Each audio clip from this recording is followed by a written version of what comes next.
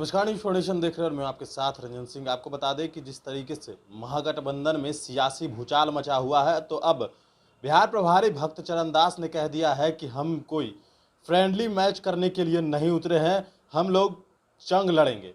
हम बात करेंगे आरजेडी के प्रवक्ता हैं शक्ति यादव उनसे कि जिस तरीके से तेजस्वी यादव ने कहा था कि फ्रेंडली फाइट होगा, लेकिन भक्त चरण दास तो कह रहे हैं कि फ्रेंडली फाइट नहीं होगा। राष्ट्रीय जनता दल दोनों जगह पर चुनाव लड़ रही है, सबको पता है। कांग्रेस भी दोनों जगह पर चुनाव लड़ रही है, अभी सबको पता है।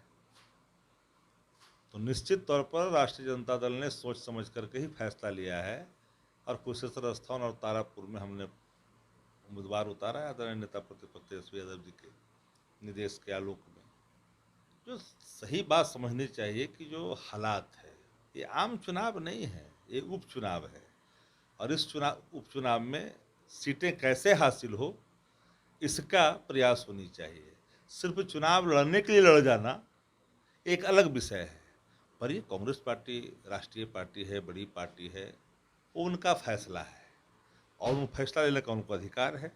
जिस रूप में लड़ना चाहते हैं, जैसे लड़ना चाहते हैं, जिस परिस्थिति में लड़ना चाहते हैं, वो उनका फैसला होगा। पर महागठबंधन के नेता के रूप में आदरणीय नेता प्रतिपक्ष तेजस्वी प्रसाद यादव जी ने इन सभी निर्णयों के संदर्भ में पहले ही घोषणा के पहले अवगत करा दी गई थी।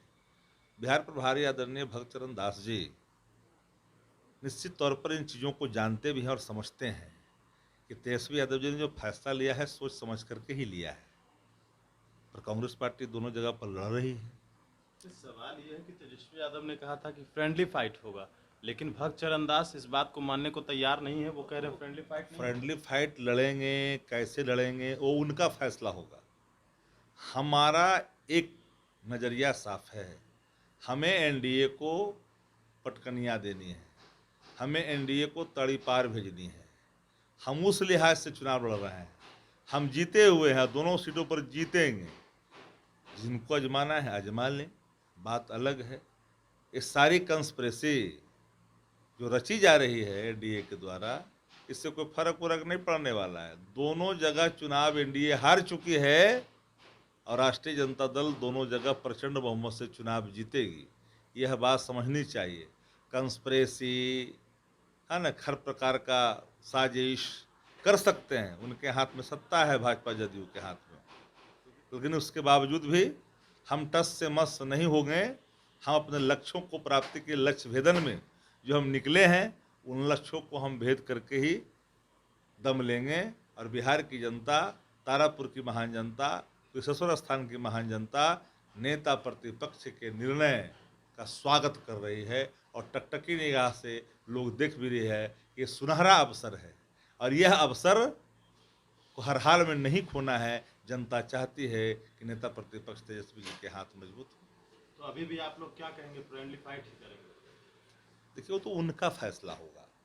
हम तो चुनाव लड़ रहे हैं एनडीए से और उनका फैसला है कि वो किस रूप में लड़ेंगे। वो हमारा फैसला नहीं हो सकता। हम फैसला आदरणीय नेता प्रतिपक्ष तेजस्वी प्रसाद यादव जी, माननीय लालू प्रसाद जी का जो मार्गदर्शन है, उसी के आलोक में हम साफ साफ निर्णय ले रहे हैं।